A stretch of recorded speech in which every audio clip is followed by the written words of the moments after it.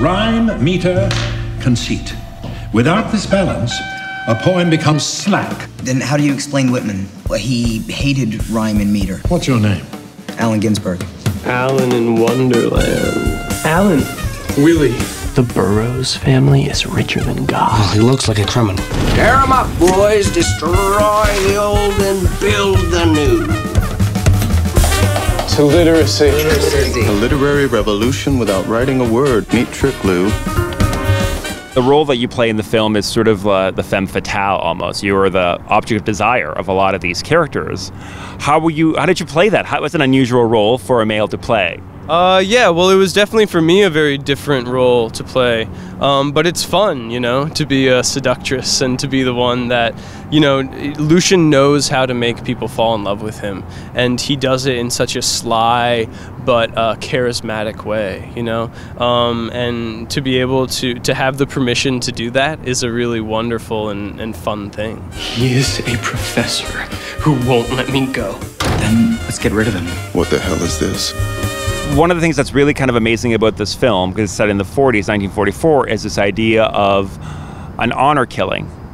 Now, what is an honor killing? If you were being raped by a homosexual man and you were a heterosexual man and you killed him in self-defense, it pretty much could essentially get you off for murder. So Lucian, that's how Lucian colored his the murder of David Cameron, and consequently why he only went to jail for 1.5 years. He sounds like you. Because it was me first. Until the disruption we long for comes along and the circle is broken. Lucian met David when he was 14, when Lucian was 14. I think David was actually his scout leader in Boy Scouts. And they had a relationship from the time that Lucian was 14 to the time that he was 21. But at the time of the story, you know, he finds a very inspirational and romantic relationship with Alan. And this drives David to become to fight hard for the relationship that they've been having. Who comes uninvited to my apartment. Actually, I invited him. You have the impossible task of playing one of the, if not the most important writer of, like Jack Kerouac. I mean, first of all, did you know who Jack, and it's a dumb question, but I did, I knew him very well. I mean, I knew a lot of his work. I think we were lucky on the movie that he wasn't the Kerouac that we know. He was 22 years old. He was still a student at Columbia University, so we had, you know, artistic license to make the character a bit more our own. If memory serves correct, because I studied the Beats, they were all kind of exploring sexuality and gender, and there was always talk that Ginsberg and Kerouac flirted, or, you know. So very true. I've heard it also. I've heard it many times. I think these guys were just doing anything, anytime, just out there, just living it up, man. I don't know what they were doing. Well, that's the thing with the Beats. Like, they were exploring sex, drugs, and jazz, you know, not rock and roll. I know, which, yeah, exactly. At the time, that was rock and roll, right? The jazz, and actually feels it, you know, and it was all about experience, and, like, you got to live it. The police came and took him down to the tombs.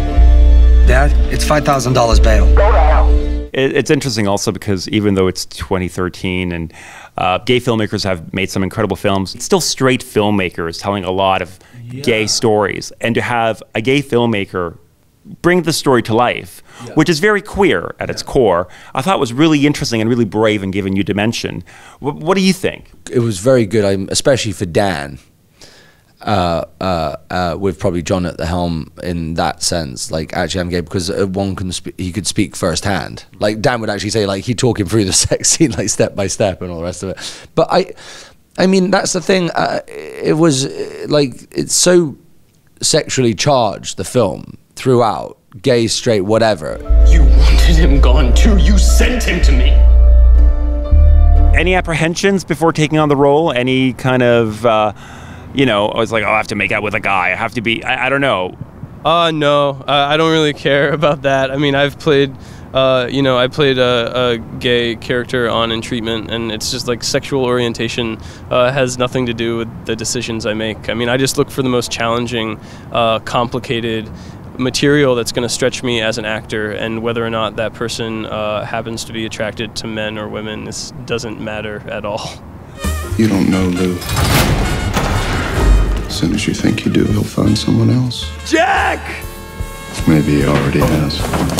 Everyone was there because they loved the script and they loved the project, and love abounds on Kill Your Darlings.